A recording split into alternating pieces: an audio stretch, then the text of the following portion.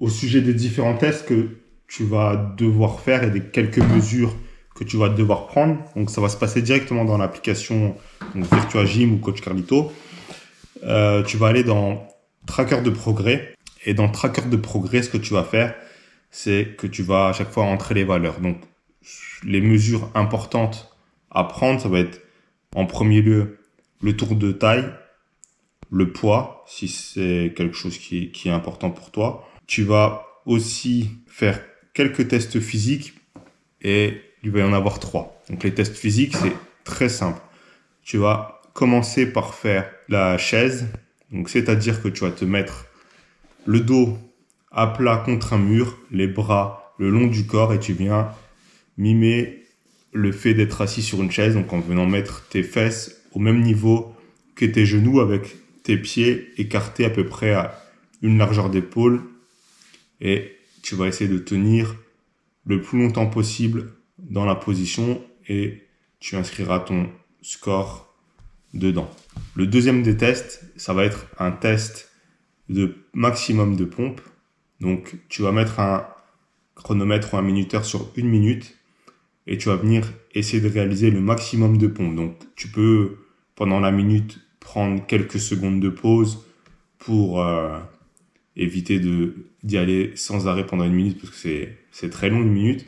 Mais tu peux faire des séries de 2, 3, 5, peut-être 10 répétitions et tu vas essayer de faire le maximum de répétitions en 1 minute. Pareil, tu vas inscrire ton score. Et le troisième des tests physiques, c'est le test de la planche où tu vas venir te mettre en position de gainage planche, donc sur les avant-bras. Tu vas essayer d'avoir tes coudes bien au niveau de tes épaules, de bien venir tirer tes talons vers l'arrière et le haut de ton crâne vers l'avant. Le but, c'est d'essayer d'allonger au maximum ta colonne vertébrale pour te retrouver le plus droit possible et de tenir la position le plus longtemps possible et de venir mettre les résultats dans l'application.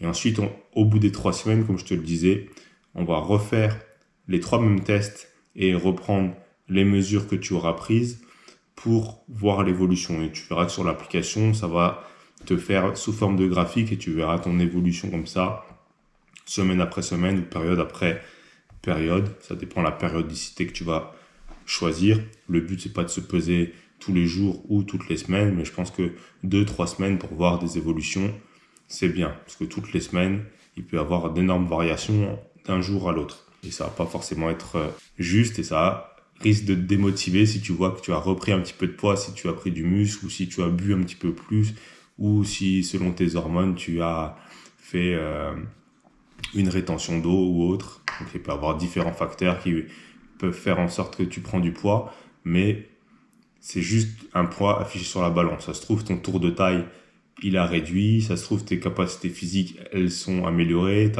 Ta masse musculaire, elle a augmenté, etc. Il peut y avoir plein de critères. Donc, pareil, si tu as une balance indépendance métrique, essaye de prendre le maximum de mesures que tu peux avoir grâce à cette balance. Donc, la masse grasse, la masse osseuse, la masse musculaire, la masse hydrique, l'âge métabolique, etc.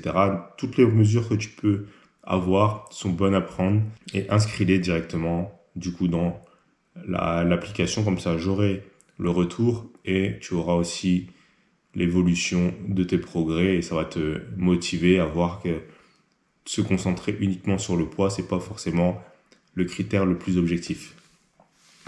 Donc voilà, maintenant c'est à toi de jouer, prends tes mesures, fais tes tests physiques et dans 3 semaines, on refait les tests physiques et tu me donnes tes résultats.